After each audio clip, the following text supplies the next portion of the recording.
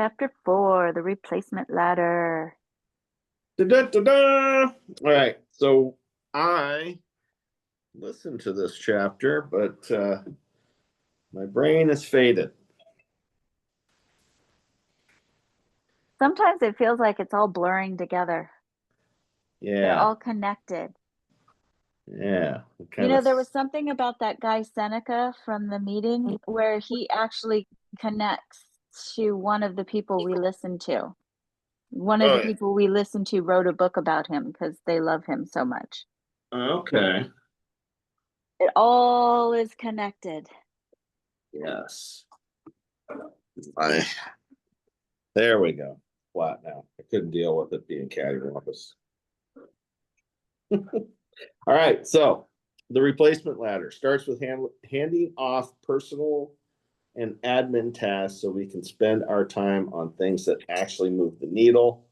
As we grow, we learn to step out of doing the work ourselves, first in the delivery, then in sales, and in marketing, so we can focus on leading and building the vision. He breaks down how to figure out your buyback rate. That was in an earlier chapter. Basically, knowing what your time is worth so you can delegate smart. The biggest reminder: don't wait until you're exhausted to get help. Hire before you burn out so you can keep your freedom and energy. So, what do you think? Who wants to go first? Well, I think that obviously we are following along with this because we have the Miss Beautiful Sandra. Sandra. Sandra. So she has been a huge help in keeping us organized. And I mean, look what she did here. Look what you did. Amazing. Did you do this? And I know that's helped a ton because Sean used to be always scrambling at home and, doing all these little things. And yeah, so it's been a huge help. I think very smart what they talk about on this book. Yeah, I think that I'd like to see his replacement ladder. I think he's got a. I think he can go on his website and download the PDFs. But he talks about, the first thing is, you're managing your emails and your schedule. Like I think that's the first thing he says you should. That's your first step on the run, right? Yeah, And then, yeah, then delivering whatever it is you sell. So like the onboarding, then the sales and marketing, and then the next thing that he talks about after that is really like, I guess, handing over the keys to the whole thing and become a leader and let somebody else, run the business, right? Because you're never going to scale past your own capacity if you don't learn how to hand those responsibilities over. So, be interested to know.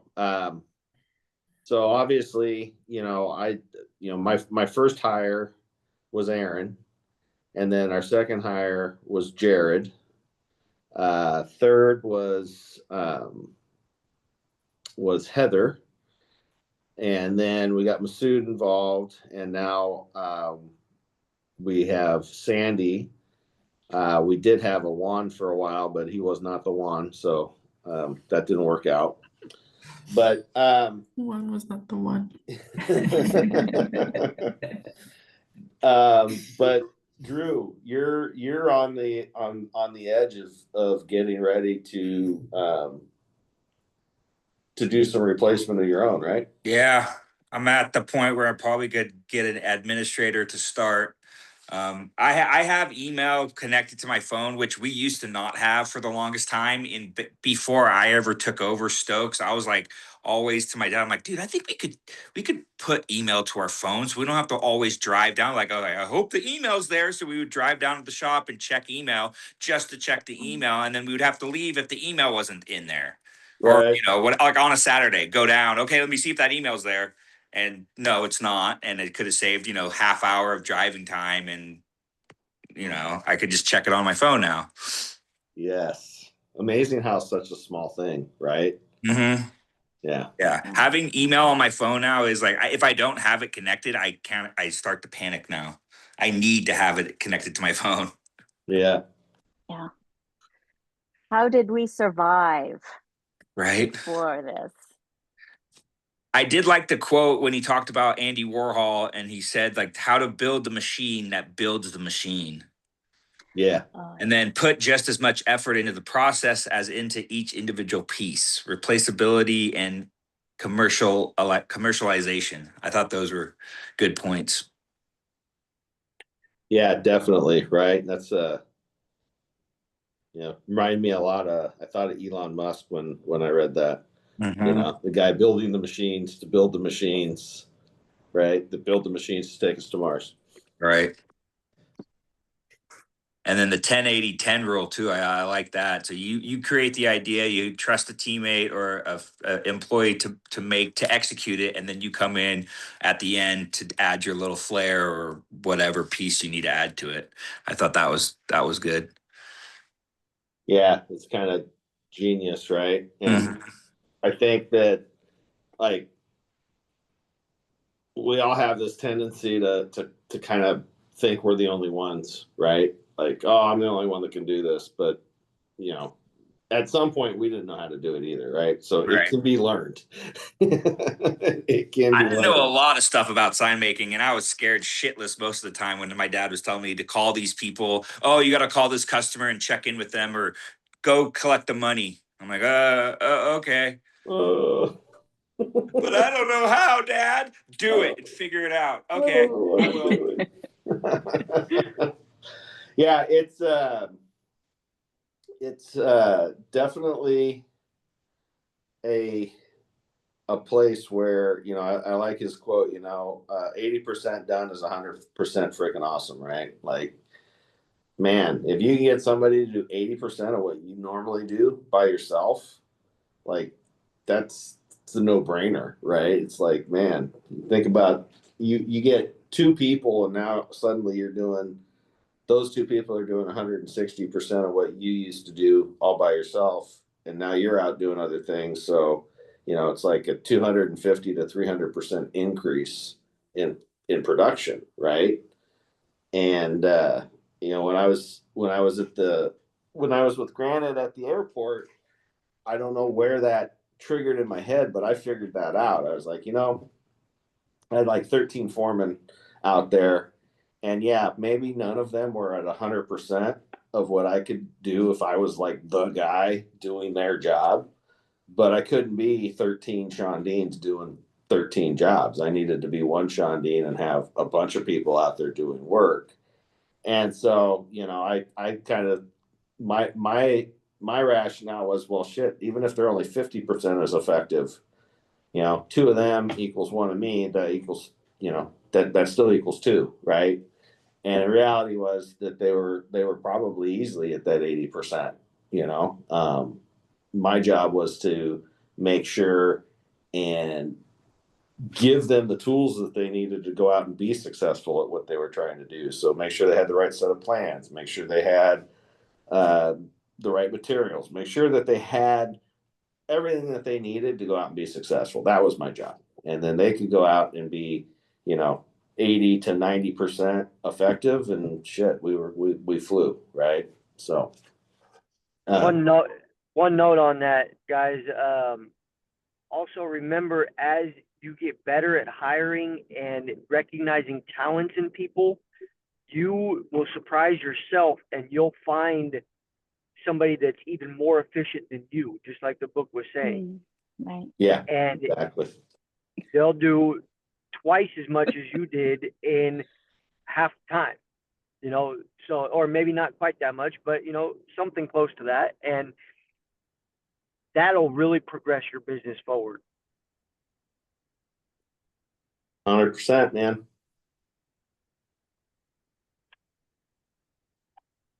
That was my 2 cents anyway. It was worth $100.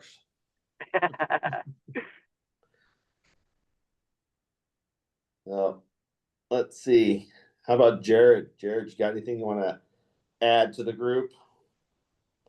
I like how he tries to make the flow intuitive. He links what your hire should be based on how you're feeling as a CEO. I forget exactly what he said, but it was the ones that were sticking with me is if you're feeling stuck, that's when you need the admin assistant.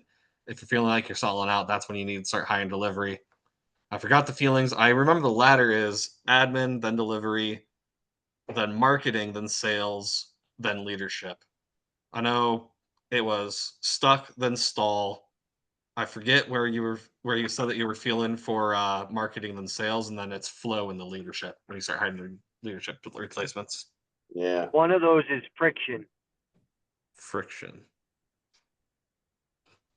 Oh, I'm not sure which I one don't it remember is. if that was for marketing, I if that think was that for was the sales. marketing.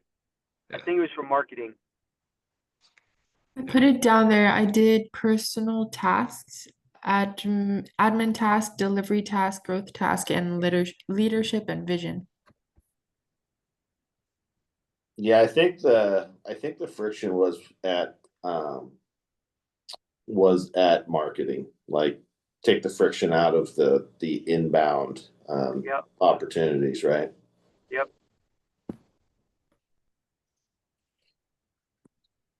Awesome. Anybody else have any more pearls of wisdom to drop on this nugget? No, we're all talked out.